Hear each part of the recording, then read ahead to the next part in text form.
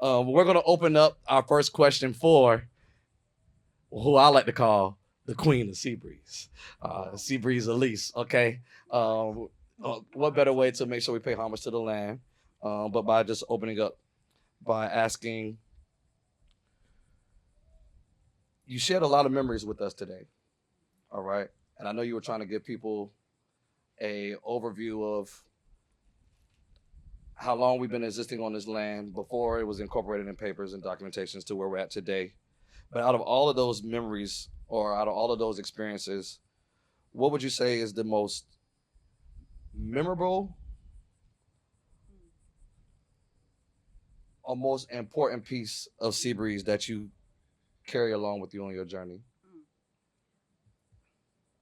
Yeah. Um, the thing that came to my mind like immediately was me crawling out the window, laying on the top of Daddy's house, and listening to the music. That's what came to me immediately. Just that. That's one of the most prolific things, that enjoyment.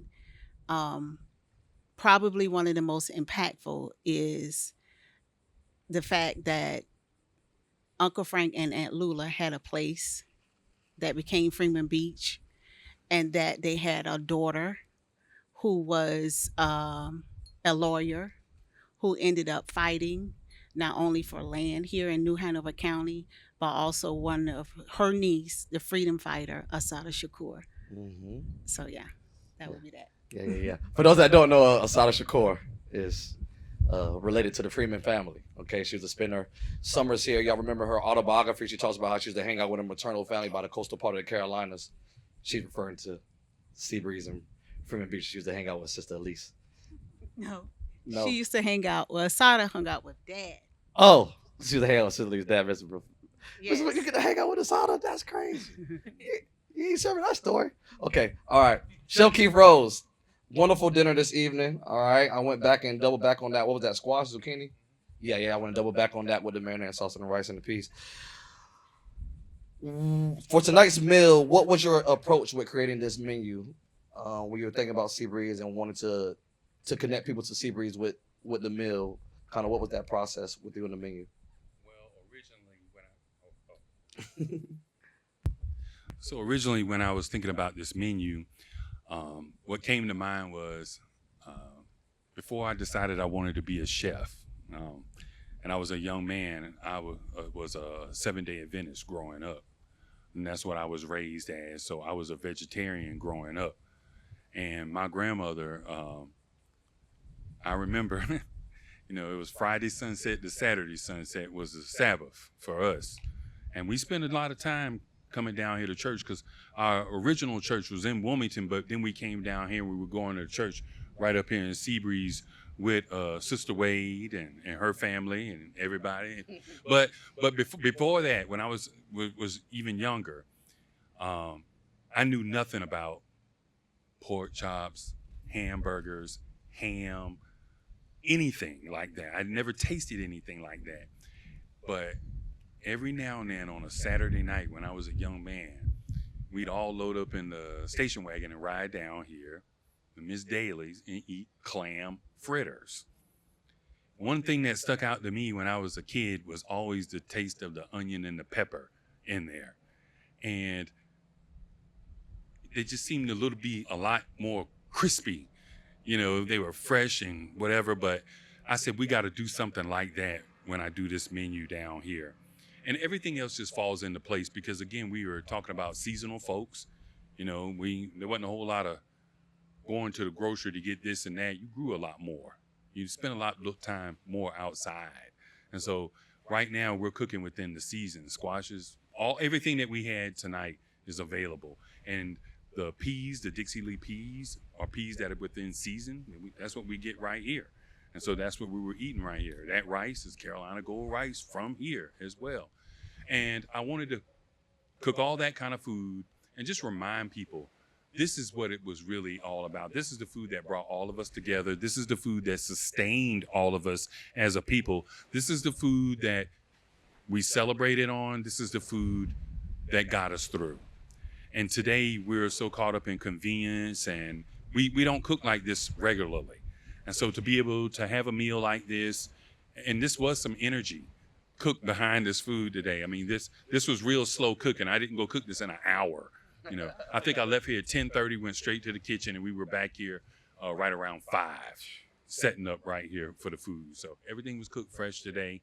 And I just want you to take in everything. I'm only here to compliment these folks right here tonight. And that's all my mission really is with any of these series. It's just to compliment the story. You know, Cedric's been doing great work, and thank you, man. Thank you for the panel. Thank you, Brea, for being here. You know, we really appreciate all the work that you've done, and you traveled here to come be a part of this. This really means so much to us. It really solidifies this cooperative mission that we're all doing right now. And so I hope that answered your question. Yeah. Thank you. Yes, absolutely answered my question. Thank you, Chef. Thank you for being here, and thank you for the meal. It was really good. Just so y'all know, when it comes to fritters, really Seabreeze, like if it was a definition of it in the dictionary, they probably have a picture of Seabreeze beside it. We just had a Juneteenth celebration here at Seabreeze, and at first it wasn't a lot of buzz. Like, I mean, it was buzz and people was talking about it, but then was this picture that they posted on social media of like a few people, grandmas and aunties out there by the water getting some fresh fritters. And all of a sudden, you know, the little pay what you can tickets started going crazy. And then all of a sudden, everybody started coming in. And then there was a little long line on the clown fritters. I'm gonna share a story, and I don't care how transparent it is. It's a real story. All right, so it's a long line for the fritters during the Juneteenth event. Now, this isn't years ago. This is just a few months ago. All right, it was a long line for the clown for the fritters, and a lady came to me and told me that like they just sold out or whatever, or they just told her that they sold out. So the lady was white or whatever, right? And so she was like, "Can you make sure they tell me that it was just sold out just because of I was white?"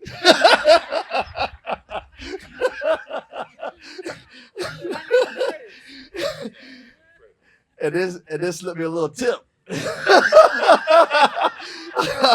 I was going to be transparent. It's a funny story I had to share.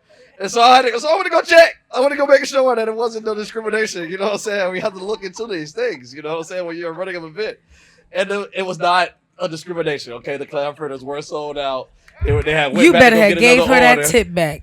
Yeah. So then they went back to go get another order, and I let her know there was some more, and she came and enjoyed it. But I just thought that, like, still to this day, that story can kind of tell you how popular the fritters are still in Seabreeze still to this day. So I just wanted to share that. But let's go into a question for Brea. So for those of y'all that don't know, Brea's no local joker, okay?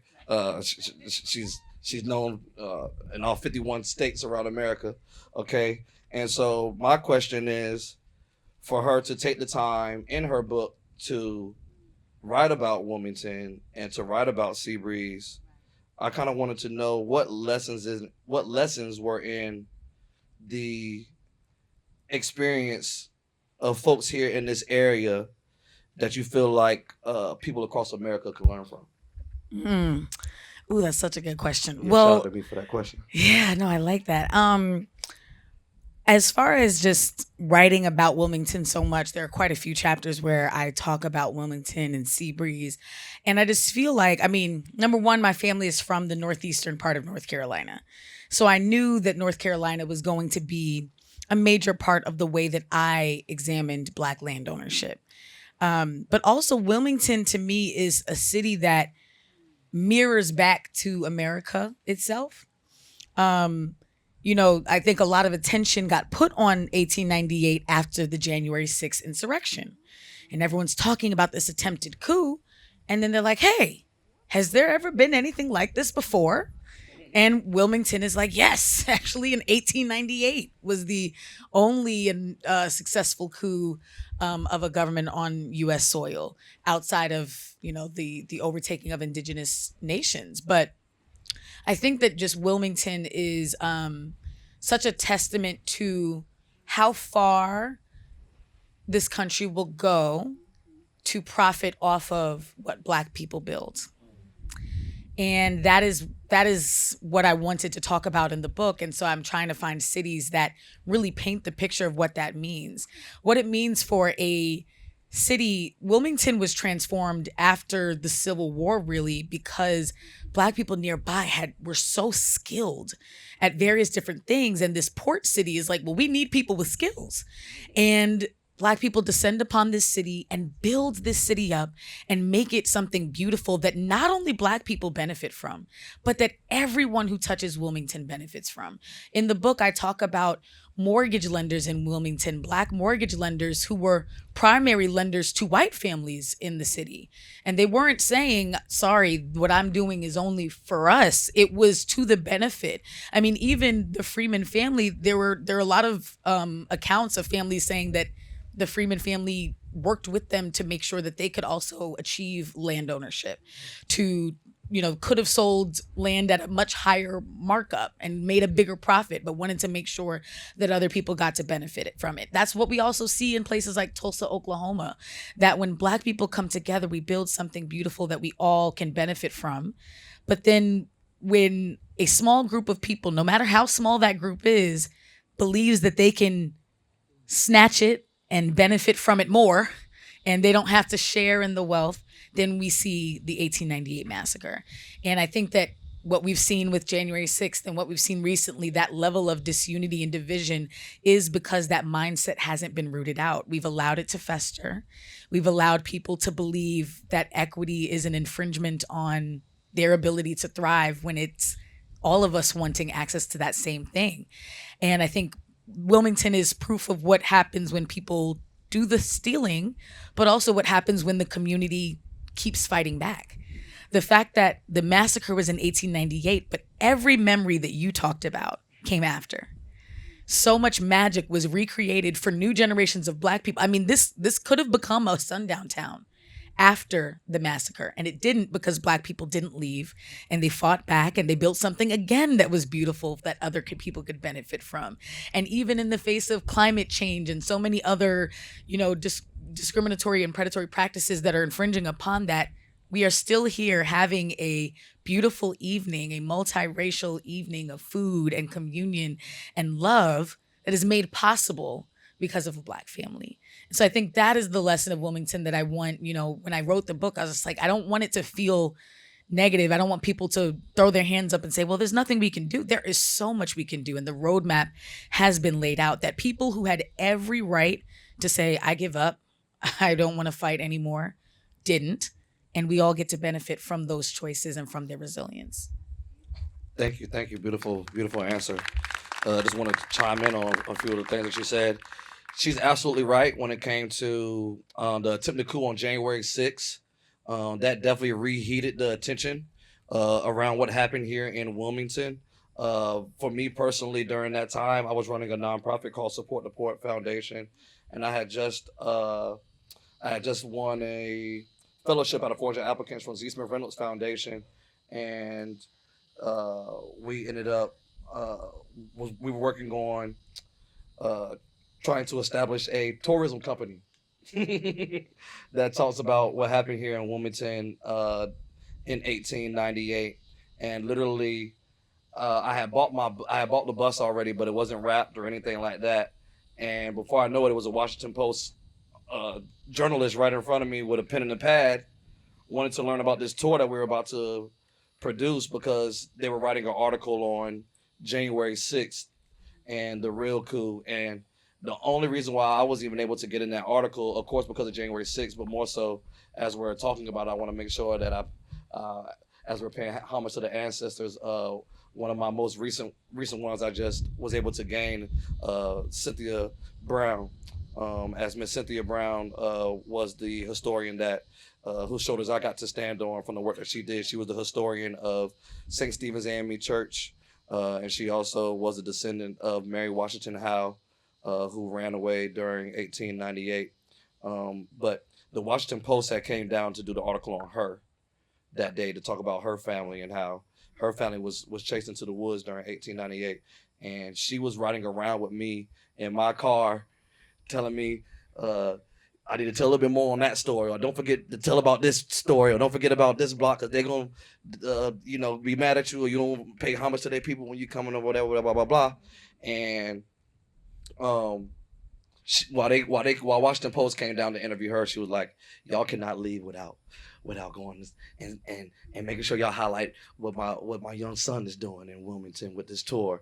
And the first article we ever had about our tours with the Washington Post. And so I just wanted to say you're absolutely right about that. And then also during a moment where Chef Keith Rhodes was talking, the wind was blowing really, really hard, and waves started to come in, hit really, really, really, really loud. And it might have sounded like a disruption to Chef Keith Rhodes talking, but honestly, it reminded me of Seabreeze. Like, that's why I got this name. Like, as y'all been sitting here, y'all been feeling a few of those blows from that breeze come off. That's literally where the name came from. And so before I go into any of my questions, I want to make sure that I don't lose any of the audience. Do y'all have any questions for Chef Keith Rhodes, Brea Baker, or Sister Elise? If so, just raise your hand like respectable, mature adults, and I can pick on your hand. Yes, ma'am. You want to come up here, you can, so that we can hear you on the microphone, and your questions can be heard on the panel. That will be uploaded to YouTube. No, use the other mic. That way we can keep it all separate. Okay, perfect. It's right by your foot, ma'am. Told y'all Jamie is available for birthdays. I apologize. No, you don't apologize for keeping me in line, please. All right. I don't have a question. Hit it up. No, turn it up. Switch on the side, ma'am. Hit the switch. It should be a switch like right there. I got you. Hi. I don't have a question. I actually have a comment, and I'm going to have to leave because I live across the bridge and I can't see anymore. That's against the rules, Ms. McCoy. So I got to leave because I can't see, or I'll be stuck out here. But really, I thought my grandfather came to Wilmington, and he was the only child. He was from Georgetown. He was a Geechee. He was a longshoreman. Actually, his name is on the Peabody building.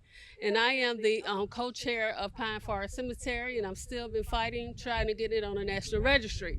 But you could not have told me that I didn't live here. When my grandfather got paid, my grandmother used to have to take the money from him before he came here. Every establishment he could go to and drop some of that money, he was there. And so, Johnny McCoy, I've been to your house, so you could have not told me I wasn't from Seabreeze because I thought I was. So anyway, I just want to thank you for the opportunity. As people know, I've been in and out of Wilmington. I thought I was packed. I already started packing it up to leave. Something said to me, no, you're not. You say you got more work to do. So I'll be working with you, and anything that I could do to help and assist. And same here. We're going to need your help with Pine Forest Cemetery as well. But anything that I could do, I'm in the community a lot, so I'm here. And I thank you guys for the opportunity. Thank you, Ms. McCoy. Thank you. And thank you so much. And I feel like another round of applause, though, for the work you're doing with the cemetery, because we just went there today. And for those who are not familiar, can you just share a brief little something, or do you really have to go? I don't want to put you. I can share it. Okay. I can share it. So I took Brea to Pine Forest Cemetery a little earlier today, and honestly, do you mind telling about the logistics? All right, so her flight was like extra delayed or whatever. Okay, it was bad weather. That's one of the reasons why y'all kind of saw us kind of setting up a little bit, because I was at the airport for a little longer than we expected to be. But anyways, the schedule was to pick Brea up, take her on a tour, get something to eat, and come back over here. And so we were all behind schedule. So I gave her like a rush tour, right? And an easy way to give a rush history tour is literally just to go to Pine Forest Cemetery, because you can tell all of the stories that take you about 2 hours to drive around Wilmington to tell, all in this one cemetery. All right. I just told Brea, I don't like hanging around dead bodies. You know what I'm saying? But there's a lot of historical people in that space. And yes, the work that Ms. McCoy and the other board of trustees at Pine Forest Cemetery are doing is great work. But that is the same cemetery. If y'all are familiar with the story of what happened in Wilmington in 1898, when they talk about how blacks fled to the swampy cemetery for safety, that is that specific cemetery. And so you can go through there throughout the week, 8 a.m. to 5 p.m. Like literally, we just literally just pulled up and drove in, and I started to show her where people are buried out there. Like I'm not sure y'all are familiar with James B. Dudley, Dudley High School in Greensboro, North Carolina, helped start North Carolina A&T. Well, he's a Wilmington native, and he's buried in that cemetery. Alexander Manley's family is buried in that cemetery. If y'all are familiar with EJI and the Soil Project, they have a soil remembrance project out there for Joshua Hosley, who was one of the descendants that was killed during 1898. And so, yeah, I think I seen a hand up in the back. Is that a question? We need questions. Okay, we're gonna let one person break the rules. Okay. Yes, I saw her. Just making sure it's a question. You can come on. All right. We need questions. Okay. All right. I love Pine Forest Cemetery. I'm glad that she made that plug. Yeah. And can you let the people know where you're from and what you do? Hi, so I am from New York. I am a law professor at a law school in New York. And so my question, I've been trying to frame it in my head, is, and I'm glad your dad sat back down because I don't, right? My question is, was there a particular ethos or understanding in owning property that it isn't individualistic, right? In the sense of how broader American property ownership is framed. I teach property law. Is the individual title, it's yours. And so when you buy it, you put no trespass, or you call popo when you jump the fence, right? And so my understanding, at least in you telling the story, is without a doubt, it felt like it was opening for everybody, right? And I get that sense a little bit from Wilmington. And so I'm wondering, where did that come from? Was it de facto because, hey, we're segregated and I got to make this money, so yeah, I'm opening it up. So I need y'all to come by. Or was it truly a part of, say, just that's part of it. The picture is a communal one. And if that is the answer, where did that come from? Because you spoke, and I've now been to a number of the churches in Wilmington. There are quite a bit, right? Was it coming from a particular theology? Well, there's so many churches, and you said there were 5 here. And so where is that? Where's that coming from? And part of that question is coming from when you talk to us now. I'm coming from the North, coming back, newer generation. Where is that ethos still there? And if not, why not? I hope that helps. I love that question. And it's something I've thought about a few times. I really think it is. Remember we started the story, we talked about the Native American family. That's the way they own land. It was something that was respected. They owned it, but they didn't. It's not I own it. It's we own it. And if I mess it up, then you can't get out of it. So even though boundaries are set, you gotta, this is my house, right? So you can't come over here in my house and do this and whatever. But this water that's going by here, it belongs to all of us. And it's so funny that you say that, because this is something I see in my dad very, very much. And sometimes, and this is going to bring up what you talked about, this ethos and today and tomorrow and how this really fits in today's world. So my dad has this place over here, right? And he has some other places. And so sometimes he and I get into a little bit of a clash because he's so free with it. He is. He's just so free with it. And I am sort of free with it. I'm just saying, because at some point there's a thing that you have to do to protect what you have. Okay. And I think that because things have changed so much in how we actually respect ourselves and we respect others and respect the world, that it became that you have to start trying to kind of draw some lines. All right. But if we can get to the place where we have some shared understanding and standards about what is acceptable and what is not, then you don't have to worry about that so much. And I do think that that's something that happened with Seabreeze. As I said, it was like, okay, you need a place to stay. What I'm going to do? If you don't have somewhere to stay, that's going to be an issue. It's going to be an issue for me. So go over here and get you set up. So I think that, but I do think it kind of comes from that holistic kind of being that runs in the blood, really, of the original and Aboriginal people. And I think that it is just that concept that this water belongs to all of us. The mountain, they call it Mother Earth for a reason, because they understand that if it's Mother Earth, then it's not just my mother. It's your mother. So I think it has something to do with that. I think it's an excellent question. And I also think that when you start making the boundaries such, say for instance, we're right here, there is hardly anywhere along the coast up in this area that is what they call public access. Okay, like along here.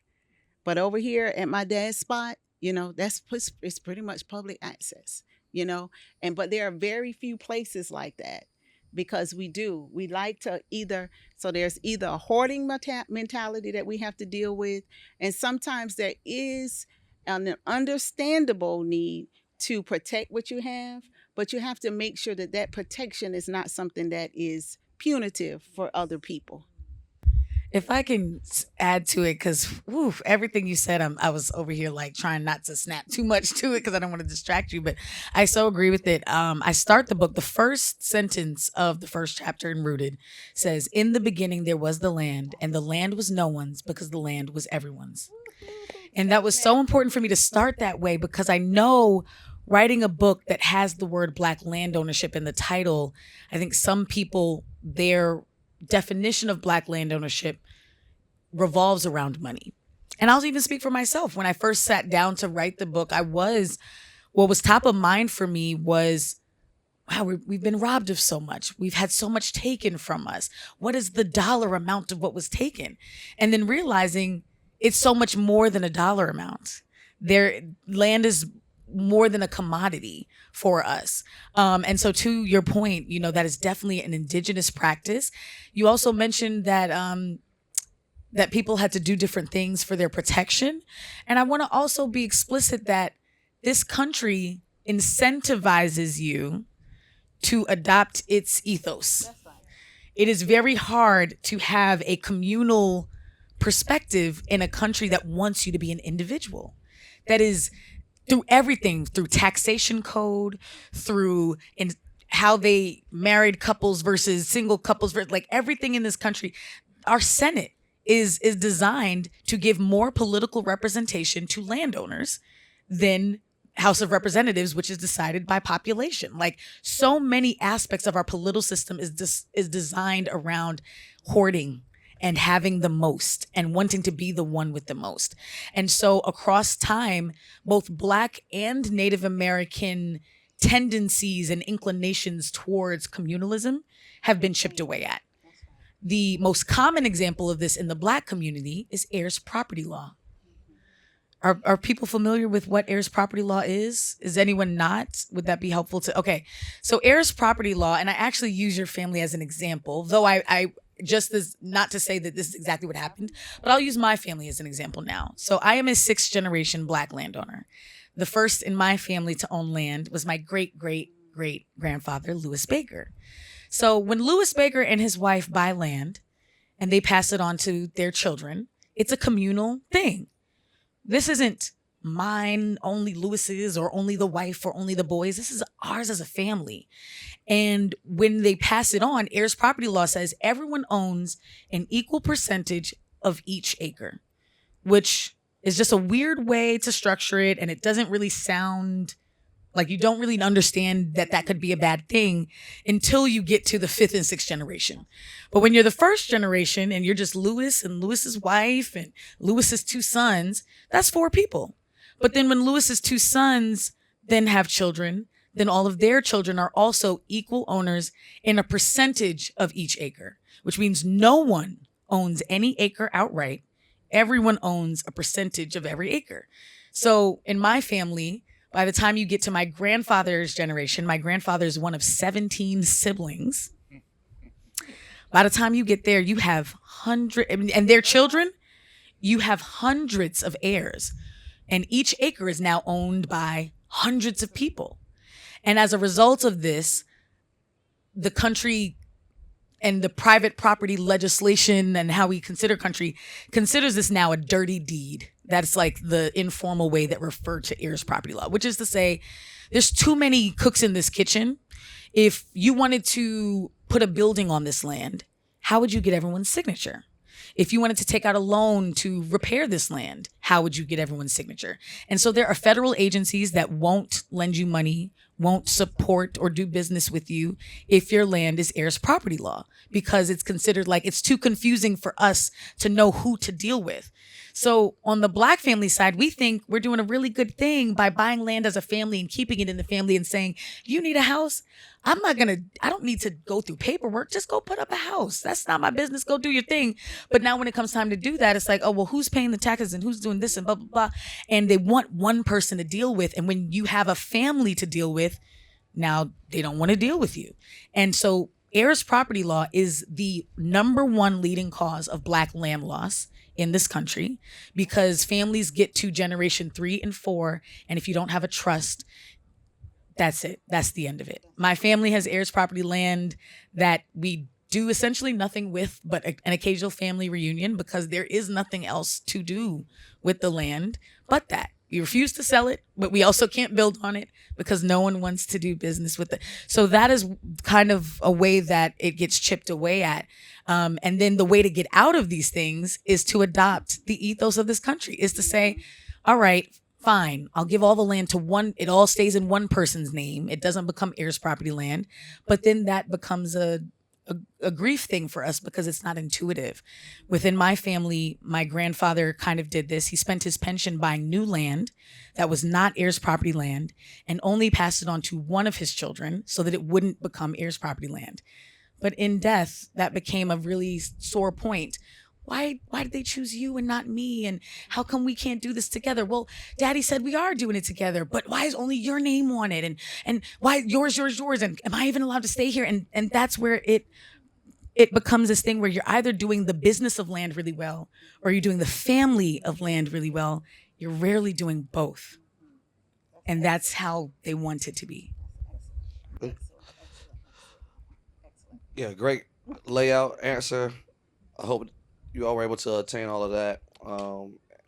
I have a question for Chef. A lot of this stuff has me thinking, and it has me going back to thinking about one of our other saltwater stories that we did about Shell Island. Just so y'all know, they do have party buses here in Carolina Beach. They're available Monday through Sunday. Chef Keith Rhodes, you talked about how, and for those of y'all that don't know, North Carolina was also home to the Gullah Geechee population too as well. In about 1738, one of the first boats hit here and dropped off about 900 of them, and they were distributed from Brunswick Town all the way up to about Jacksonville, North Carolina. And Chef Keith Rhodes, at one of our saltwater stories, talked about how, for those of y'all that don't know, the Gullah Geechee population was thoroughly immersed in rice cultivation. And for those of y'all that don't know, Gullah Geechees are West Africans that came over during enslavement, that were thoroughly immersed in rice cultivation and helped boost the economy.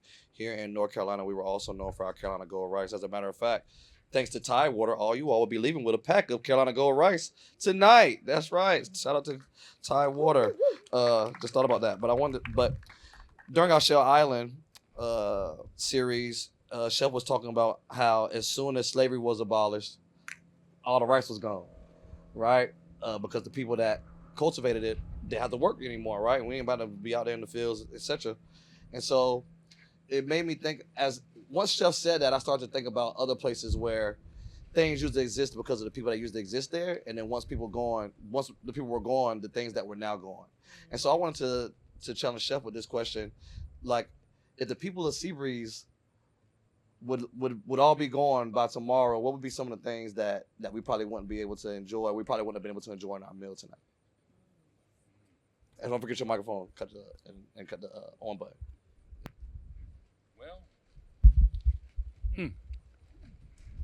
Well, I think that when we're talking about Seabreeze in general, I think we are coming to a consensus, even with our stories, of just the clam fritter. That was, I mean, as little and simple as that sounds, Calabash is known as the seafood capital of North Carolina. I mean, everybody has a title, something that they are looking for. I think here I think I would brand it the clam fritter. We can get seafood other places, but that particular preparation is unique until right here. I didn't go to Ocean City and get clam fritters. I got shrimp burgers down there. That's what we ate down there on the pier down there with the Chestnut family. But when you came here, you had clam fritters. This is one of the signature things. And I think that that would be something that I would hate for folks to miss about the foodways of this particular area. And that's just me talking.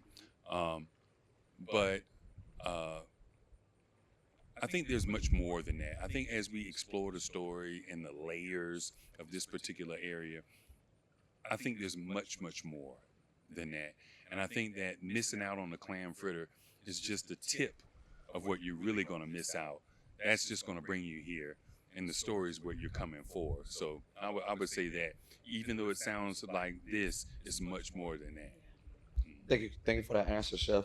Before I get into the next question from the audience somewhere, have y'all been feeling that breeze? I'm hanging out for a little bit longer. All right, if we go over 9 o'clock, don't blame. I'm sorry. The weather is in our side, so I'm gonna hold it out. As a matter of fact, never mind. I wish I could be able to set up your stuff, but never mind. Let's not change that. I can't see really out in the audience.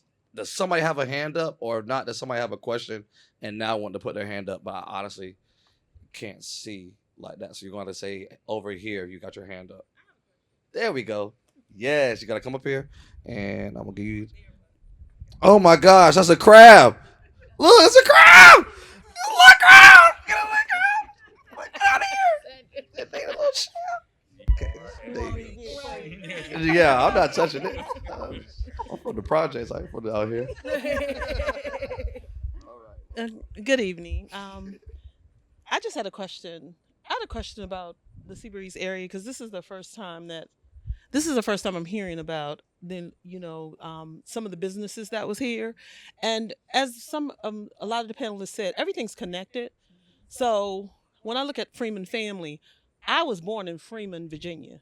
So that's my home across the line in Brunswick County of Virginia. And that's an area of Virginia that was settled in 50 years before the end of slavery.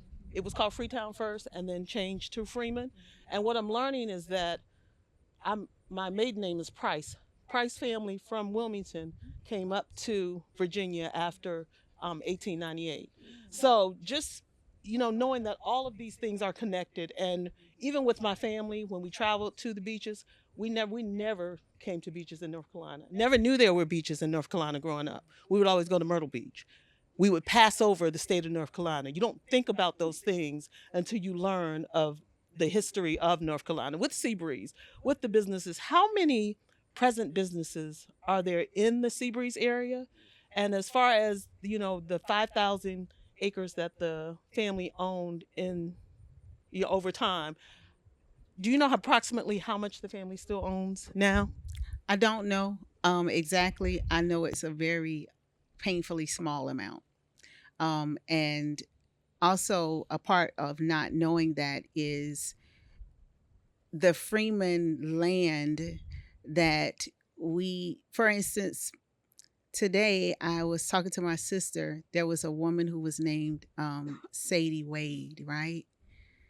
We never knew that Sadie Wade was really Sadie Freeman Wade, right? She was a Freeman. So when we talk about whether the Freemans still own this or that, you can't really carve it up like that because so many of the people come from the names, you know what I'm saying? It's not just Freemans anymore, but they really are. So if you're going to try to say how many people still own the land, you're going to have to look at all of the names. It's going to have to be the Freemans, the Wades, the Mitchells, McQuillans, the Harrises, the McDonalds, you know what I'm saying? Because the family was just that interwoven. But I will tell you that even with that, okay, if we just say how much of it is still owned by what we call traditional Seabreeze families, if we're looking at just that, it's still woefully, painfully small amount. Gentrification is real, and it's a beast. and it has happened since the 1700s, as we talked about, right? So that's a long time. That's hundreds of years of battles. So when we can sit here tonight and hold on to something, and not only hold on to that in the land itself, but also in spirit, we're really happy about that. And hopefully, from this, one of the things we have to take from this tonight is, what does this mean for tomorrow?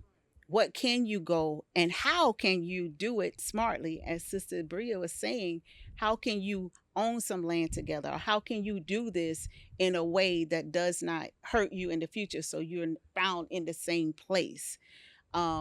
So I will have to say this, I gotta shout my daughter out, because my daughter is doing a documentary on Seabreeze. It's called Seabreeze: A Legacy. And part of her reason, and I was really tickled that she wanted to do it, because I have all of this stuff that I've collected, over 20, 30 years. I can't do it all. So I'm so happy, right?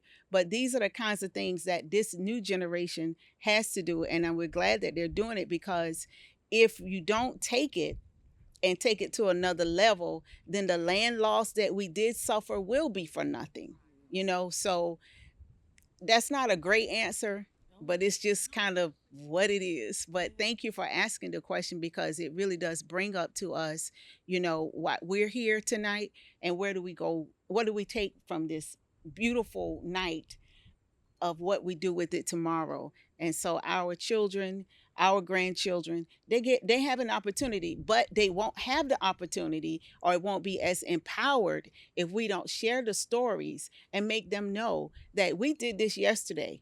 And we did it under different conditions. And sometimes I don't even want to say harder conditions, because this is a bad situation right now. So I can't really say that.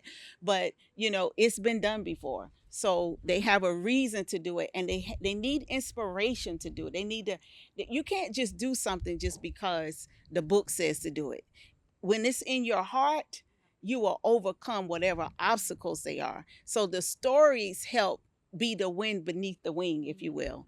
And the intelligence, the books, what I'm saying? This stuff, this is real right here. What she's talking about, and that scholarship that she's put behind it in the books, that is powerful. And they need those things, and they need this as well. So, yes, ma'am. Mm-hmm. Thank you, Sister Lisa. Just also for y'all, just so y'all know, like, the historical Freeman families didn't just own property in this area and so forth and so on. Not to put your business out there, Mr. Mike, but this is the Airbnb home. All right, I don't know if everybody put that together. The family, the historical family of Seabreeze that owns this house, don't stay here.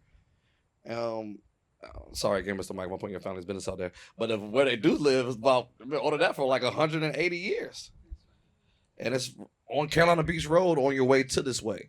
Some of the historical churches are a light or two up that way on the other side of the street. A community center that Sister Lee showed me a long time ago, where there's another part of a black cemetery, is on across the street down the road that way. So this was just where you will see a lot of life being lived in this area. And so I want to give a little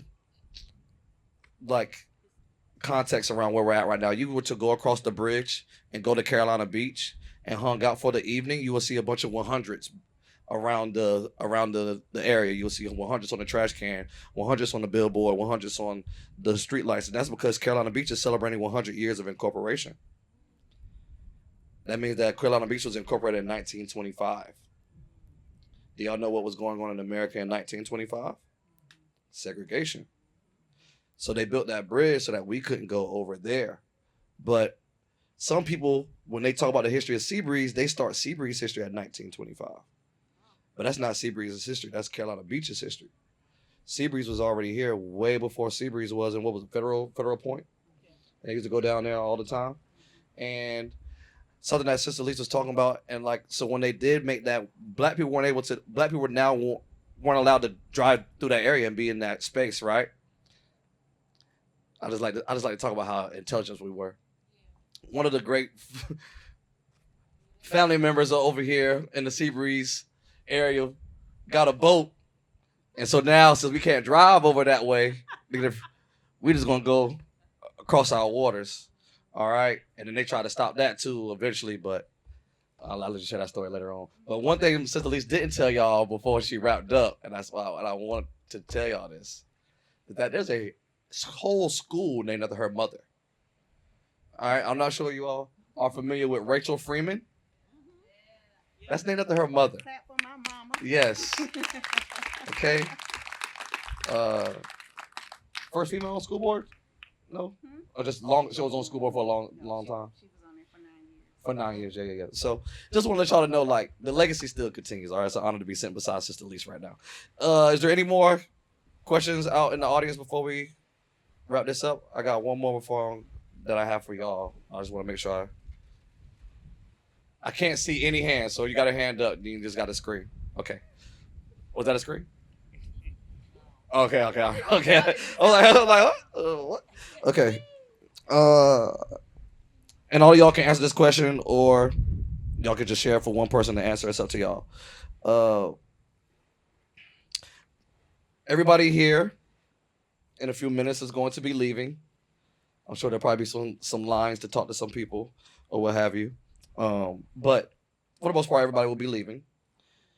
For some people, this will be the manyth of times that they came to Seabreeze. For some people, this will be the first of times that they came to Seabreeze. What is something that you all want to make sure that the people here, no matter if this is their first time or their manyth of times coming to Seabreeze, what's something that y'all want them to leave with today? Real quick, Mike. Real quick, I just want folks to know that it's rare to be in a space like this right here, right now, where we are on this water, and it's Black owned. It's rare. It's not. So I want folks to know that we had a presence here before, and it was strong. And when you ride through here, at one point, at one time, this was thriving. And this was a rich community with restaurants and hotels and families and legacies and stories. And so I just want folks, when they make this little horseshoe and come through here, to know this was us here. And if you don't know this story or not familiar with this particular story, you probably never know. You will probably never know. The only way you might know is maybe if you get one of them litter signs when you ride down the road and say, this road is kept by the Freeman family. You say, well, who's the Freeman family? Only if you know, because this is not part of the regular story that's told in this area, Carolina Beach area, and so many more. There's all kind of great things you might want to find out. Where did the shag come from? That dance, where did that come from? Because some people say that it was invented at Carolina Beach. But then some people say it was invented right here, and then they took it back to Carolina Beach. I love beach music. You know what they say? So we got a strong story here. Thank you for sharing that, Chef. Brea, you want to follow up? You can go right into it. Yeah, I was also just going to say, what you said just reminded me that there was a time when Black land ownership peaked. Right now, we are in a deep dive. Less than 1% of land in America is owned by Black people. So also when you sit in spaces like this, it's like this family, y'all are unicorns because there are so few of us still with our land. But when Black land ownership peaked between 1910 and 1920, and Black people owned about 14% of U.S. land, a lot of that land was beachfront land. And just a brief history of why is that when Confederate widows and people were settling up with the plantations that they couldn't afford, the only ones who really wanted the land, the beachfront land, was Black people, and those the people that were selling the land to us thought, are we getting over on them? They don't know nothing about this land. They buying this swampy, marshy, sandy beachfront land that gets hit by hurricanes and waves and stuff. Sell it to them for pennies and they don't even realize it's worthless. And then we take what they say is worthless and make it beautiful and make it Seabreeze and make it Bop City, make it a premier destination for people to come to. And then they looking like, what they do over there, that kind of looks kind of fun. And now all of a sudden, Carolina coasts are Outer Banks and they're golf courses and people can't access them. But it's important to hold on to these stories to remember there was a time when no one wanted this land and we made it special. And the only reason they want it now is because we made it special. But I think that is a testament to we can continue to alchemize and make things that other people deem worthless special. We can continue to come together and defy the ways they want us to live separately. We can be the community that they want us to be individuals. Like we can do all the things that they say there's not enough money or energy or willpower to do. And just imagine what it would have been like to be at its prime, sitting out the window, listening to the music, like, wow, I just want to be down there. And to look into your own community, if that's here, if that's wherever you flying or driving back to, and say, what's the part of my community that people have given up on, that people have decided is worthless, is not worth fighting for, and how can I make that better? And how can I support the Black people who are probably already doing that? And so part of us, we're doing that tonight by supporting you and the Freeman family and being here. And I hope that, those who are thinking, wow, I want to be a part of a Wilmington, your hometown might have its own version of this level of beauty and creativity that was taken that can be returned to its former glory.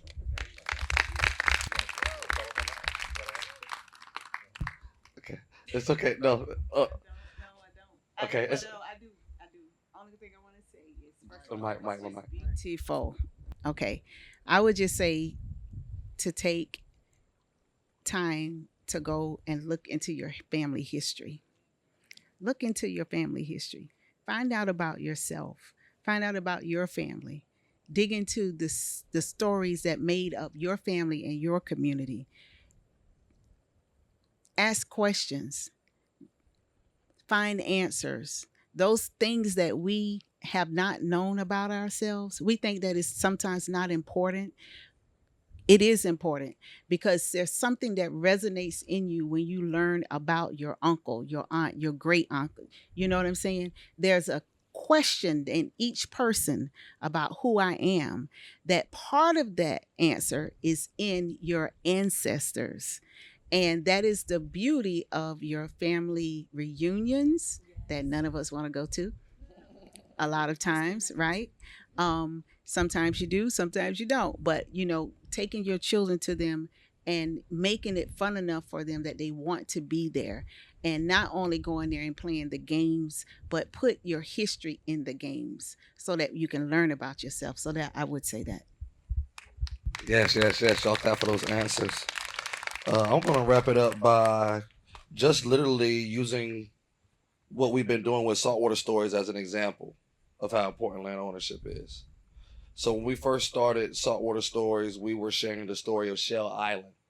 For those of y'all that don't know the story of Shell Island, I'm sure y'all are familiar with Riceville Beach. Well, Riceville Beach used to have a Black resort that people came from all over, as far up as New York and as far down south as Alabama, to come and visit and experience. And it only lasted 3 years before it was burned down. All right? And was never restored, never rehabilitated. As a matter of fact, a few years after that, Riceville Beach did become a sundown town. And right now at Riceville Beach, it is 0.702% Black. And we were starting off Saltwater Stories by telling the story of Shell Island, but we couldn't share it on Shell Island.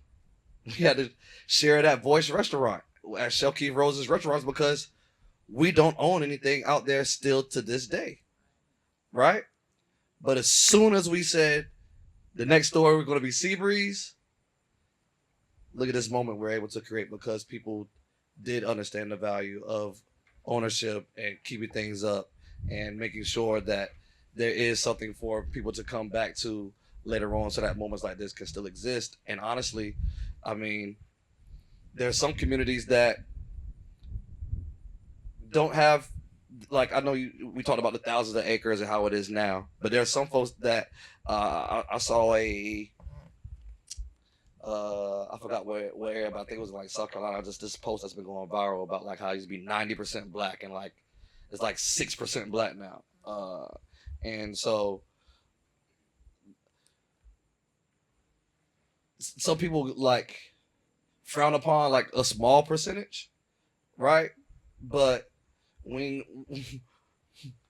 I mean, I'm from the projects, you know what I'm saying? But like, we didn't own nothing inland, more so close by the water. So if we come and get a little piece of a little something, it means a lot. So when people ask like, how much land do y'all found, they don't gotta, you know, like, they got a few parcels up there on the block, you know, they go over there and, it's still something, you know what I'm saying? So I just wanted. Let me just say something about that. You know, it's so funny you say that. When you read the stories in your history and you see how much we lost and the way we lost it, it's a painful thing. Okay? So no matter how much joy we have about what we have, that pain stay. I'm just telling you. You're not going to ask me a question like that and you don't sense some of that. Mm-hmm. It's not that I'm not proud and joyous about what we have. But I'm going to tell you there is something that's always going to be there because I know how important it is to our community and to our world that we do it. And also reading, I'm telling you, I'm talking about the newspaper stories. I'm not talking about the stories that's in the books and the stories from my ancestors that tell us the stories behind the stories that some of them I'm not telling you. That's some painful stuff, and it inspires me, in a good way, but it sits with me too. So it's always going to be some of that. It's always going to be some of that. Yeah, no, and that's true. And I think that's important for you to say because sometimes when you say the numbers, it's easy, 5,000, and it sounds like a big number, but you don't really put into words what it meant to the family. And again, it's more than the money. And I will say as I guess for those who are trying to channel the pain and the grief into change, you mentioned Shell Island, and it just reminded me of the Bruce family in California who in 2020 got their land back. Land that had been stolen in the 1930s, and the descendants of that family got that land back. So I also, to the point of studying your family, so many of us carry a hurt, and our elders have been told there's nothing no one's going to do about it. And we might be in a position, there's a quote by Trisha Hersey, and she said, we are our ancestors' debt collectors. I love that quote. The idea that I'm coming back because y'all owe them something. And you thought that because they're not here, they're not collecting, but the information has been passed down. The invoice is still due and we still are owed something. And so I hope that one day we can be having a saltwater series because y'all got some more acres back and because the community came together to make sure that happened because they know the story and they care about the story too. And so I'm just going to speak that into existence and hope that the people in this room tell the story and continue to tell the story so that more and more people, one of the books you passed around, the new Wilmington book. Can you remind me of the title? They Stole a City. They Stole a City. That book specifically tracks some of the families who helped orchestrate the initial 1898 uprising to the present day. And I haven't read the book yet, so I don't know exactly where it goes. But I remember when I first came to the city that one of the families, the McRaes, owned a park that they were in. Do you want to tell more about that story? Yeah, Human Cray Park. So there's a park that exists there called Human Cray Park. Black people used to get lynched in that park. Black people were not allowed to go to that park. And Human Cray was the one that actually typed up, or not typed because they didn't have typewriters during. Well, they did have typewriters. But anyways, he was the one that written up what was called the White Declaration of Independence. All right, and they created that right after 1898, basically trying to say that they didn't want any more structures where black people could have any political power to make any decisions and run or rule any city, state, county, or country. And this is the white man's world, and white men need to run it and govern it. And he had a park. And for a long time, black people were not allowed to go out there. And then he passed away, and some of his descendants or what have you, family members, was like, well, black people can come out. It's okay. Y'all can come out there, you know. And then some family members like apologized for it, but it still didn't do anything for all of the damage that was done, all of the bad taste that it left in a lot of the black community members' mouths. And so it wasn't until the tragic event of George Floyd that they finally wanted to start changing some names, and they changed that from Human Creek Park now to Longleaf Park. In that same time frame, they also changed elementary school that was named after a perpetrator of 1898. And at that point in time, Wilmington was the #1 city out of all cities in North Carolina with symbols of Confederacy. That means statues, park names, street names, school names, and etc. We had 17, and that was the most out of all cities in North Carolina.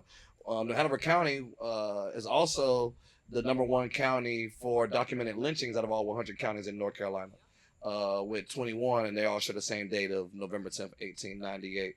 And so some of this information, they are just now starting to put into your face. The Wilmington coup sign was just placed in 2018. So it's less than 10 years old, something that happened 120 plus years ago. So yeah, a lot of the history has not been told and has not been told properly and has been swept under the rug.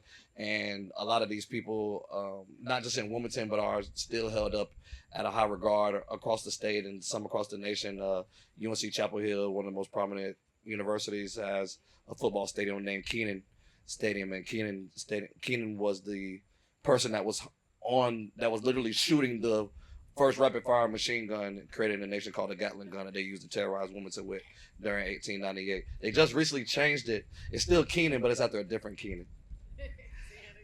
So that's how that operates. But I want to end this by seeing if somebody from the audience could come and give me one statement for the panelists, and that is, if you haven't or didn't know anything about Seabreeze today, if you could come and share one thing that you learned that you'll be able to take back with you.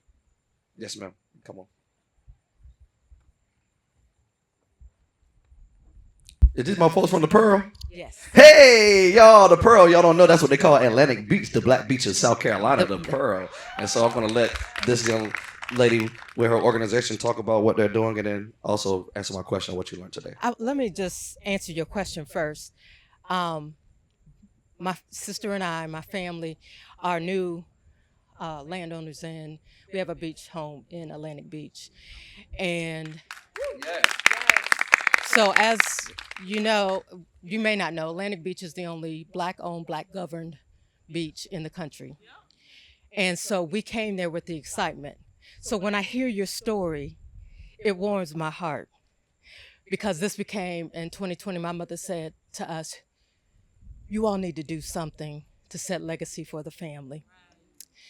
And I was like, well, you know, we can do a scholarship or something. She said, no, you need to own land. It's mine. Oh, okay. Love a scholarship, man. And so, because I feel like we are educated, but I need some plumbers and electricians as well. However, so land was what we were looking for, and the Bruce Beach story was alive and well. And so we started doing our history, where we call Michigan home. It's where we kind of grew up. Last place we went to high school. So we didn't really know about, even though my father's from Florida, we didn't really know a lot about Black beaches. So we started doing our research. We landed in Atlantic Beach. And so when I hear your stories, because we have many stories in Atlantic Beach of families who were there from the very beginning. And then there are a lot of us who are coming, and we are in a renaissance. So when I say you can rebuild, you can rebuild. And so I love to hear the story. Chef, you will be in Atlantic Beach in October. We were told to make sure we plug it in. Say the date. What's the date? So it is October. Oh, God. Thank you. 9th through 11th. We will have a concert. And it is to raise funds because we're fighting gentrification. And if you know where Atlantic Beach is, it's in the middle of North Myrtle Beach. It's 4 blocks. We celebrated our 90th anniversary last year.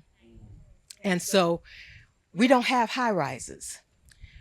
The problem with high rises, it will change the makeup of the community.